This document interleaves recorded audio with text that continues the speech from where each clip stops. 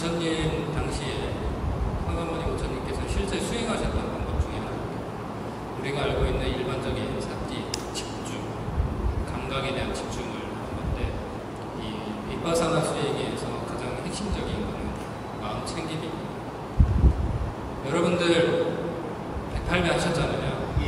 그것도 마음 챙김을 하는 방법 중에 하나고요. 그리고 여러분들 조금 뒤에 있을 걷기 명상도 역시 마찬가지. 마음 챙김입니다. 오늘 걷기 명상 혹시 진행되시나요? 날씨가 더워서. 네. 혹서기에는 외부 활동을 조금 자제를 하실 필요가 있습니다. 여기 숲길이 잘 돼 있다라고 해도 우리가 생각하는 것보다 훨씬 지금 예상치 못한 기후변화, 이제 그 열대야 그리고 온난화가 아니라 무슨 화라고 바뀌었죠? 온난화가 아니라고 명칭이 바뀌었던데 찜통입니다. 찜통. 예, 여기 군대를 갔다 오신 남성분들은 경험이 있으신지 모르겠는데 한여름에 유격도 하고 하시죠. 그리고 그 화생방 훈련도 하시잖아요. 네, 그러면 화생방 훈련하면 조그만 건물 안에 들어가서 날 뜨거울 때 하면은 거기가 완전히 40도 넘어요. 그런 경험을 하셨던 추억을 이렇게 살펴보면은 지금은 조금 여유롭죠. 그늘도 있고. 근데 우리 어머님들은 그 군대 간 사람들만 해당되는 거 아니냐라고 하실 수 있지만 우리 어머님들은 출산의 고통,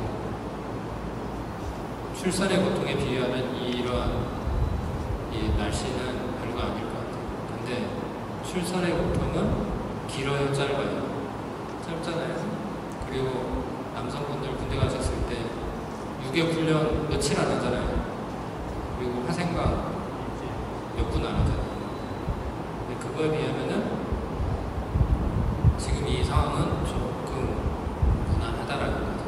제가 이런 이야기를 드리는 것 중에 하나는 우리의 마음 챙김에서 가장 먼저 하셔야 될 내용이 뭐냐면은 우리는 어쩌면은 여러분들 각자 개개인이 어떤 마음을 가지고 있냐면은 어떤 현상이 일어나면 나쁜 것부터 보려고 해요. 여러분들 자신 한번 들여다보시면 그것도 하나의 마음 챙김이거든요. 저는 출가를 하고 나서 바뀐 게 있습니다. 출가를 하고 나서 바뀐 거예요. 출가를 하기 전에는 나타난 현상에 대해서 이게 왜 일어났지? 누가 이렇게 못되게 했지? 그리고 나한테 누가 피해를 주려고 하지 않았나? 그런 생각을 먼저 가졌었어요. 근데 출가를 하고서 부처님법 자리에 있다 보니까 바뀐 것 중에 하나가 이게 왜 일어났지? 라고는 가지만 나쁜 쪽으로 먼저 생각을 합니다. 날씨 더운 거는 나쁜 걸 생각하면 무엇이 일어나요? 더워서 짜증나고 하는데 누가 날 건드리면 폭발할 것 같고 지금 사회적으로 묻지마 범죄 여기저기서 벌어지고 있잖아요. 그것도 하나의 이 자연 환경 기온 상승에 의해서 나타나지 않았을까라고 생각합니다. 여러분들 불면증. 여러분들 날씨가 올라가고 습기가 많아지면은 여러분들 불쾌지수라고 하잖아요. 그게 올라가죠. 그럼 여러분들 불쾌지수가 올라가면은 착했던 사람도 욱하는 게 많이 생깁니다. 욱해지잖아요. 여러분들 가족 중에 욱 잘하는 사람은 불쾌지수가 별 관계없이 하시겠지만 보편적으로 본다라고 하면 저는 그런 부분을 저 사람이 나쁜 짓을 했다, 환경적으로 이렇게 됐다, 불평불만하기보다는 그 외적인 면을 보려고 합니다. 사유를 하는 겁니다. 날씨가 더우면 우리는 어떻게 합니까? 에어컨을 틀어요. 저도 마찬가지입니다. 그리고 조금 멀리 떨어져 있는 것도 어떻게 가요? 개인 차량을 이용한다거나 또는 택시를 부른다거나. 여기 대중교통 이용해서 오신 분 계신가요? 제가 요새 방문할 때마다 이 이야기를 합니다. 대중교통 이용해서 오신 분들 손 들어보시면 돼요. 네. 3분. 우리가 이래요. 우리의 편 주소가 이렇습니다. 제가 이 이야기를 드리는 것은 마음 챙김의 하나의 종류에 해당되는 겁니다. 알아차림이라는 것. 우리는 알아차림에 못하고 알아차림에 질투하고 알아차림에 불평불만을 한다라고 생각하면 그건 아니에요. 자기 마음작용이 일어났기 때문에 불평불만이 일어나고 그게 마치 알아차림처럼 갑니다. 마음 챙김이라는 것은 그런 게 아니에요. 날이 더우면은 시원한 어느 조작을 해서 할 수도 있지만 시원한 곳을 알아차리는 것도 필요합니다. 여러분들 여기에서 이 동화사에서 시원한 곳이 어디예요? 시원한 곳을 모르세요? 네? 화장실. 저 여기 동화사에 일반 분들이 이용하는 화장실 보고 놀랐어요. 얼마 전까지 몰랐는데 이 날 더울 때 저도 이제 대중들 이용하는 화장실 한번 이용해보면 거기 에어컨이 돌고 있더라고요. 너무 좋아요. 스님들 처소에는 에어컨이 없고 그 화장실에. 근데 일부러 발길이 거기로 가요. 알아차리는 거죠. 근데 제가 이런 알아차림을 이야기 드리는 건 아니고 여러분들 이 803 동화사에 에어컨이 나오는 공간이 또 있어요. 어디일까요? 공양간. 네? 공양간. 공양간 에어컨 없습니다. 여러분들 법화복은 가면요 시원해요. 거기는 겨울도 따뜻합니다. 제가 그 공간을 얘기하는 게 아니라 중요한 거는요. 서가모니 부처님께서 수행하셨던 실제 인도를 가보면요. 영축산에 최초의 법화경을 설립하신 영축산에 가보면은 돌무더기에 실제 서가모니 부처님과 제자들이 수행했던 장소가 나옵니다. 지금도 있습니다. 그냥 큰 돌 밑에 그늘 하나 피할 장소. 근데 여러분들 그걸 아죠? 인도는 여기보다 더 덥습니다. 낮에는 말도 못해요. 그러면 그 돌 밑에 딱 가보면은 시원하다라기보다는 햇볕을 피할 수 있다라는 그 전제조건 하나만 있다라고 보시면 돼요. 근데 저도 거기에 한번 앉아봤는데 미묘하게 이 햇볕이 비춰진 곳과 그늘이 돌무더기에 큰 돌 밑에 그늘이 져 있는 여기에 온도 차이가 분명히 있습니다. 그래서 이 803 동화사에도 그런 곳이 있다. 그곳이 어디냐면은 여기 대불전한데 공양가에 물 흐르죠? 여러분들 거기 그늘밭에 가만히 서보세요. 그러면은 거기는 바람이 계속 불어 내려온다는 거는 뜨거운 공기가 올라가니까 찬 공기는 밑으로 내려온다. 이게 저의 과학 지식입니다. 거기 있으면은 진짜 에어컨 바람처럼 시원한 바람이 나요. 그러면 우리는 이 803 동화사에 찾아온 다음에 어딜 가야 되겠어요?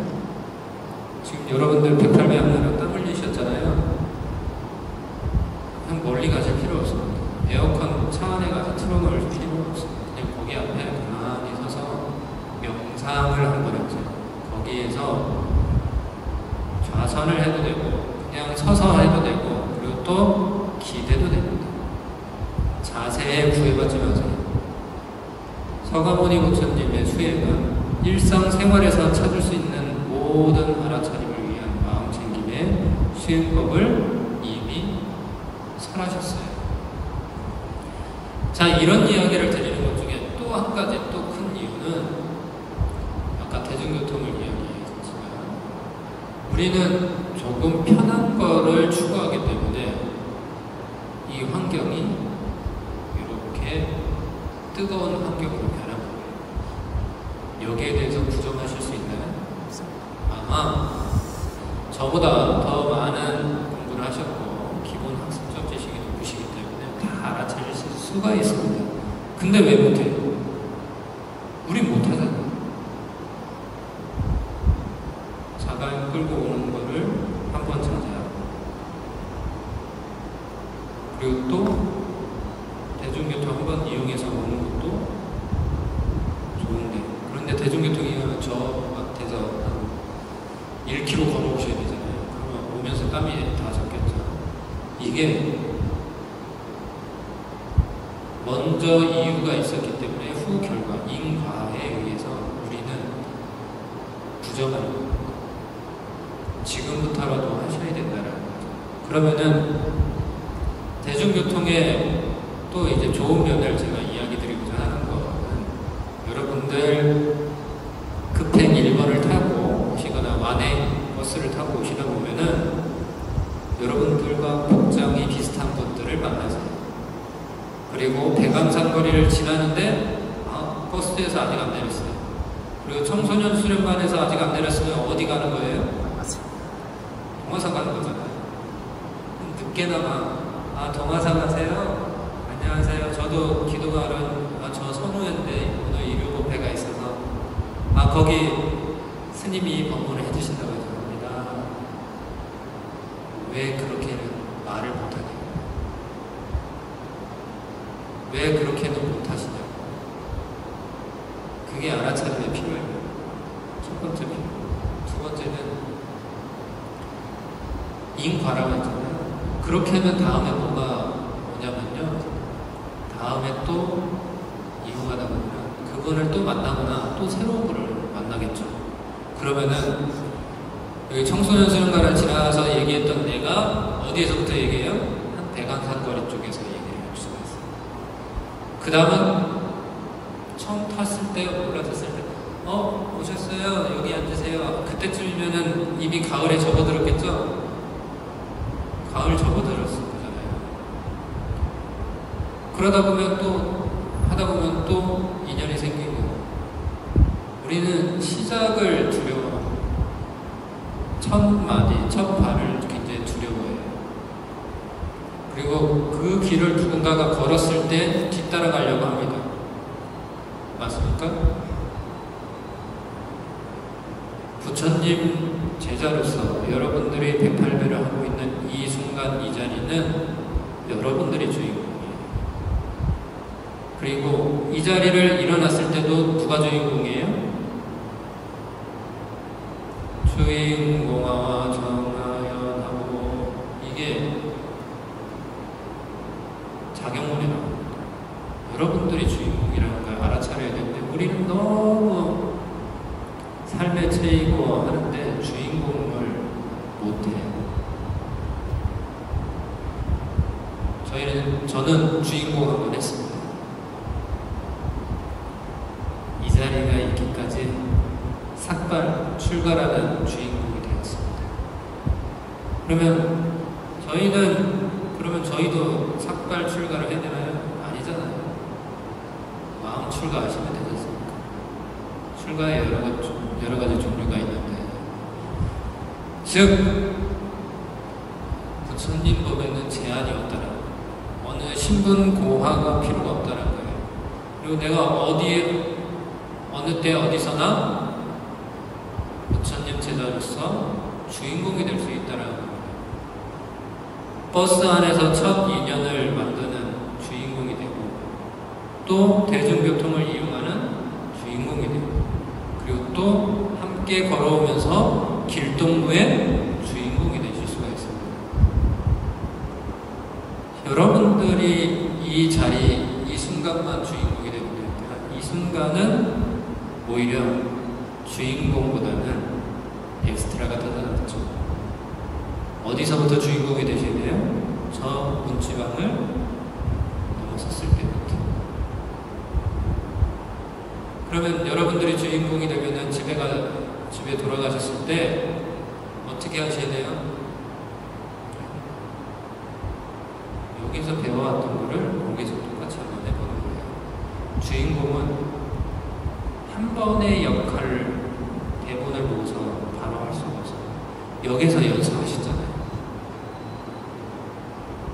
여러분들은 여기에서 연습을 하시는 거예요. 그래서 저 문득 딱 나가면서 거기 포교우주 스님이 에어컨이 있다는데 정말 맞는지 아니면은 뭐라고 해요? 뭐를 친다고 그래요? 뻥은 그나마 좋은 말이고요.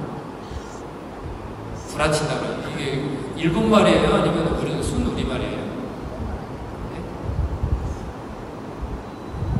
뻥으로 할게요. 뻥 치는지 한번 확인을 해보세요. 저는 아침 공양 때, 점심 공양 때, 저녁은 제가 불식을 하기 때문에 안 하는데, 공양하고 나서 개천역 붓기를 항상 걷습니다. 그러면 그 개천을 걸을 때는, 개천 붓기를 걸을 때는 땀도 안 나요. 아이고 시원하다 하면서 팔을 이렇게 벌리고 천천히 걸어갑니다. 손가락을 모아서 가는 게 아니라 손가락을 펴서 가요. 손가락 사이에 스쳐 지나가는 공기의 흐름을 느낍니다. 그리고 내 몸에 부딪히는 바람을 느낍니다. 그러면은 여기가 극락인데 요 개천역을 조금만 지나가고 산능성을 넘어가면 또 바람이 오고 더워지는데 가기가 싫어집니다. 근데 우리는 어떻게 돼요? 가기 싫은 길을 걸어가야 돼요. 여러분들 가기 싫은 길을 걷기 싫을 때는 어떻게 합니까? 안 가면 되죠. 하지만 필히 가야 되는 길은 걸어가야 되죠. 그래서 마음챙김이라는 게 여기서 또 나옵니다. 그리고 마음챙김의 핵심은 부정하는 것에 대한 알아차림이 있는 게 아니라 부정되는 것의 반대편을 바라볼 수 있고 느낄 수 있고 알아차림을 내가 인지하는 것. 그게 곧 무엇입니까? 수행이라는 거예요. 수행. 마음챙김은 별거 아닙니다. 그리고 우리가 살아가고 있는 이 세상이 찜통 속에 잼버리의 학생들이 쓰러지고 있는 과정 속에서도 그 한편에서는 그걸 또 즐기는 학생들도 없지 않아 있을 거 아니에요. 당연하다 싶을 정도로. 그래서 이번에 잠깐 뉴스 잠깐 봤는데 거기 잼버리 학생들이 이제 회양하기 전까지 불교 템플스테이의 체험을 제공한다고 하더라고요. 불교가 이런 역할을 하는 겁니다. 이것도 알아차려요. 대한민국의 가장 빛나는 문화가 뭐예요? 가장 전통적인 문화가 뭐예요? 체험할 수 있는 문화가 뭐예요? K-팝인가요? K-팝이라고 계속 하시는 분이 있어요. 아니, 외국인들은 젊은 청년들은 어쩌면 K-팝일 수 있습니다. 근데 K-팝의 여운이 얼마나 갈까요, 여러분들? 문화의 체험은 그 사람이 기억에서 지워질 때까지 계속 갑니다. 그리고 또 이 대한민국이라는 곳을 다시 방문할 수 있는 기회를 제공하는 여건 중에 하나는 K-팝이에요.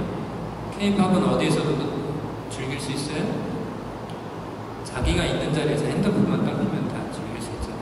그리고 청년들 막 춤추고 노래하는데 그 나라 어디서도 다 즐길 수 있어요. 하지만 가장 문화 체험을 잘 갖추고 있는 템플스테이는 그 나라에서는 못해요. 그래서 어떻게 하겠어요? 그 청년들이 나중에 대한민국을 또 방문해서 템플이라는 절이라는 문화를 다시 또 느낄 겁니다. 한 가지 쪽에 편중되면은 온갖 잡스러움에 불평불만이, 그리고 무조건 잘못됐다 그러면은 방편이라는 게 없겠죠. 하지만 불평불만 속에 좀 좋은 게 뭔가 있을까 찾아보니까 뭐가 툭 튀어나왔어요? 템플스테이가 나왔고요. 그래서 정부에서 170 50개 사찰에 요청을 해서 이번 잼버리 학생들이 체험할 수 있게 제공하기로 했습니다. 이렇게 불교는 어려울 때 솔선수범하고 그 이전에 핍박받고 멸시당하고 존재 자체를 부정하고 또 뭐를 해요? 탄압하고. 요새 종교적 탄압이 많이 있다라고 생각하는 게 아니라 종교적 탄압이 많이 있습니다. 방송계도 그렇고 언론계도 그렇고 지방자치단체들도 그래요. 제가 하나하나 다 하면은 예수님 불평불만 안 한다는 알고는 있습니다. 서울 광화문 거리에 딱 가면은 거기에 대표적인 종교 차별이 딱 있습니다. 제가 굳이 얘기를 안 드리겠습니다. 여러분들이 관심이 있으시면 한번 찾아보세요. 그래서 불교인 불자님들이 이런 내용을 조금 아셔야 될 것 같다. 그래서 불교는 어려움 속에서 손을 내밀어 줍니다. 그러면 여러분들 지금 어려운 환경 속에서 여러분들이 손을 내밀어야 돼요. 어떻게? 개인적인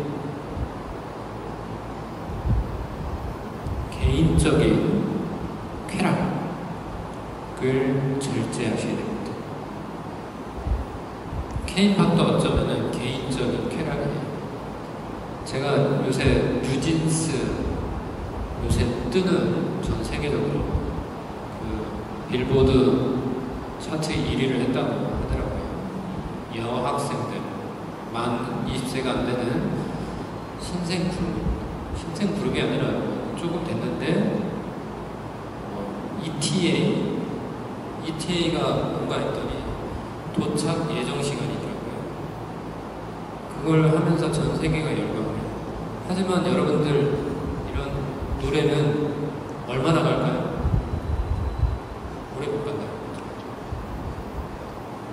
개인적 쾌락, 우리의 마음을 움직일 수 있는 그 음악적 표현을 너무 심취하게 됩니다. 우리는 계속해서 순간적인 쾌락을 그런 욕구가 발생해서 여러분들 나중에 작은 거에도 어떻게 해요? 욱하고 이런 날씨에도 쉽게 욱합니다. 그래서 묻지마 문제도 많이 일어나고 하는 거예요.